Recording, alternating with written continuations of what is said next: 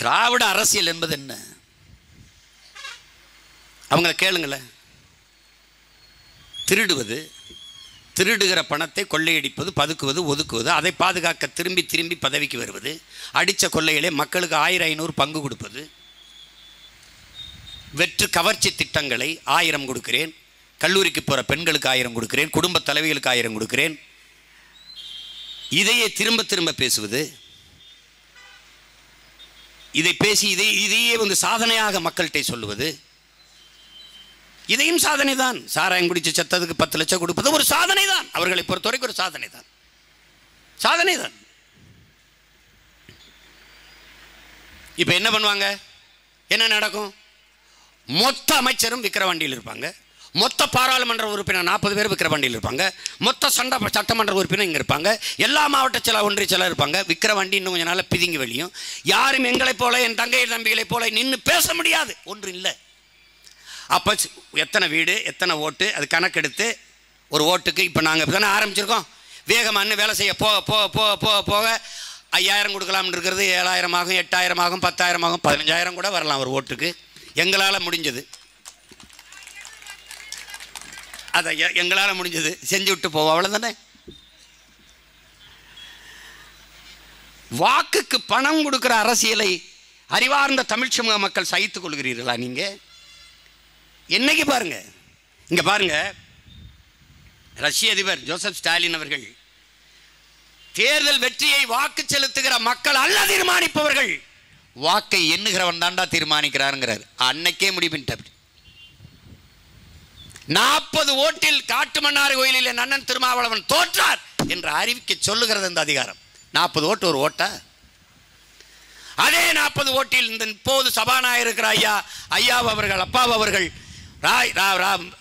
ராசிபுரத்தில் தோத்து போனார் என்று சொல்கிறார்கள். ராதாபுரத்தில் 40 ஓட்டெல்லாம் ஒரு ஓட்டா? இப்போது விருதுநகரிலே என் அன்பு தம்பி விஜய் பிரபாகரன் ஐயா, கேப்டன் விஜயகாந்த் அவருடைய அன்பு மகன், அவன் வென்று விடுவான் என்று நான் நம்பினேன். கடைசி வரை அவன் தான் முந்தி போயிட்டு இருந்தான். 4000 ஓட்டில் தோற்று விட்டான் என்று அறிவிக்க சொல்கிறது இந்த அதிகாரம். ஏன்? மாவட்ட ஆட்சியர் அறிவிக்கிறார், அதிகாரத்தில் இருக்கிற கட்சிக்கு மாவட்ட செயலாளர் போல இந்த மாவட்ட ஆட்சியாளர்கள் செயல்படுகிறார்கள். இது சத்தியத்திலும் சத்தியமான உண்மை. யாராவது மறுக்க முடியுமா? கேளு.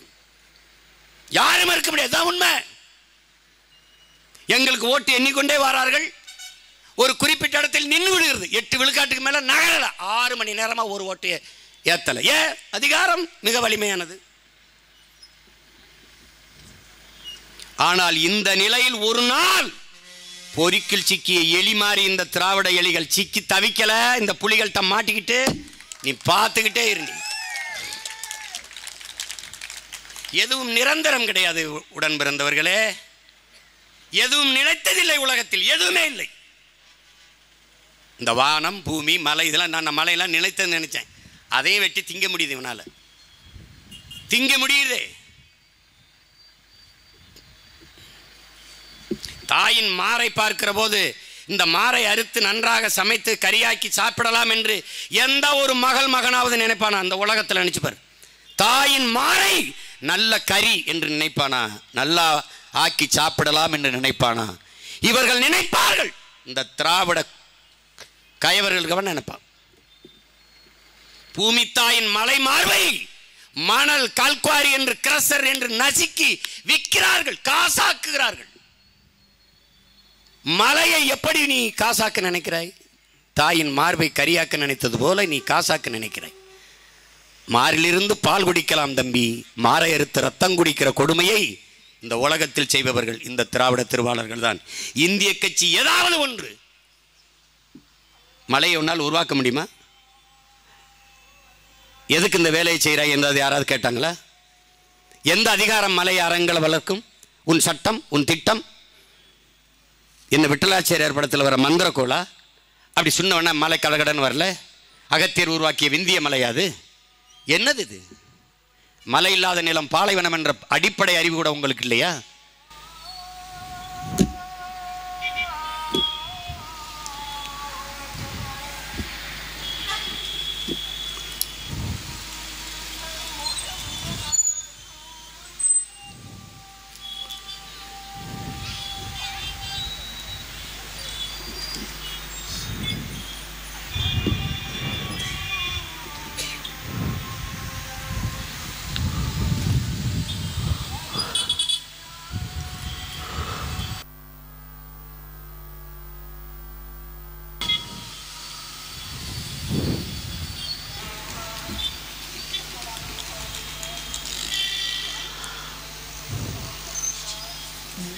நாம் இயற்கையை,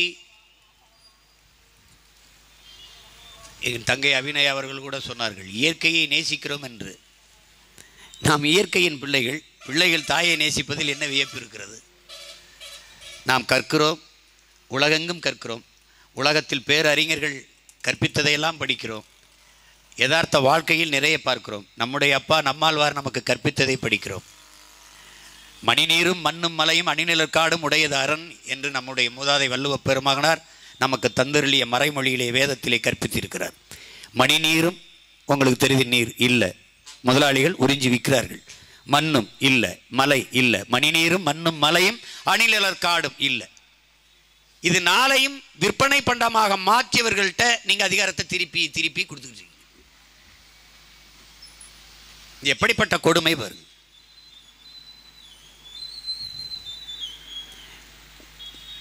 ஒரு கேள்வியை உங்கள் உடன் பிறந்தவனாக, உங்கள் மகனாக, இந்த மண்ணின் பிள்ளையாக உங்களிடத்தில் உரிமையோடு கேட்கிறேன்.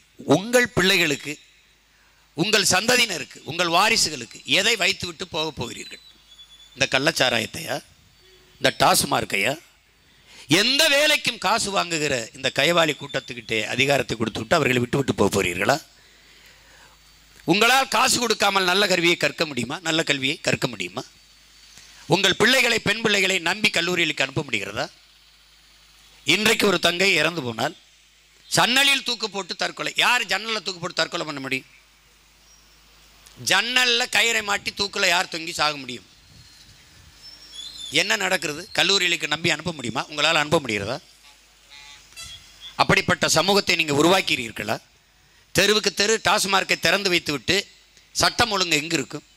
குடிக்க போகும்போது வழி அனுப்பி வைக்கிற காவல்துறை, திருப்பி வரும்போது வாயை ஊதுன்னு தண்டம் மிதிக்குது. என்ன மாதிரியான ஆட்சி முறை? குடிக்க போகும்போது காரில் போகலாம், குடித்து விட்டு கார் ஓட்டக்கூடாது. அப்போ உருண்டே போகிறதா இல்லை தவழ்ந்து போகிறதா? அப்போ என்ன பண்ணணும்? அங்கே ஒரு அவசர ஊர்தி ஆம்புலன்ஸ் மாதிரி நிறுத்திருக்கணும். மட்டை ஆகிட்டுன்னா தூக்கி கொண்டு அட்ரஸை வாங்கிட்டு உள்ளே அனுப்பணும், திருப்பி கூட்டி கொண்டு வீட்டில் இறக்கி விடணும். இல்லைன்னா என்ன பண்ணணும்? நட்டத்தில் ஒரு ஆவின் பாலை டோர் டெலிவரி பண்ணுறது மாதிரி, லாபத்தில் ஒரு டாஸ்மார்க்கில் ஒரு ஃபோன் அடித்தா ஐயா எனக்கு ஒரு ஆஃப் கொண்டு வந்து கொடுத்துட்டு போகணும், வித் சைடிஸோட கொடுத்துட்டு போகணும். அப்படி தானே? அதை ஐயா ஸ்டாலின் அரசு கொஞ்சம் கன்சிடர் பண்ணணும்னு நான் வேண்டிக்கிறேன். ஏன்னா உங்கள் லாபத்துக்கு தான் பேசுகிறேன், எனக்கு ஒன்றும் இல்லை. நீ என்ன பண்ணுவாய் சீமான்? வந்தால் மூடிடுவேன். மூடிட்டு என்ன பண்ணுவேன்? இந்த தம்பி சொன்னான்ல, ஒரு டாஸ்மார்க் கிடையாது. அப்போ எங்கே சீமச்சரக்கு வேணுமா? ஸ்டார் ஹோட்டலுக்கு போ. சுற்றுலாத்தலங்களில் உயர்ந்த ரெஸ்டாரண்ட் இருக்கும்ல, அங்கே போய் குடி. வெள்ளைக்காரன் எவனாவது வந்தானா குடிச்சுக்க, நீ குடிச்சிட்டு போப்பா. ஏன் பிள்ளைகளுக்கு பணம்பால் தென்னம்பால், கல் கிடையாது. நோ கல். கல் உண்ணாமையே எங்கள் தாத்தா பாடிட்டான். அவன் ஒரு பைத்தியக்கார பையாவே. இதை இப்போ புலால் உண்ணாமையை கூட தான் பாடிட்டு போனான். எல்லா உயிரும் கைவிப்பு தொழும்னு. என்னை தொலை வேணாம் போ.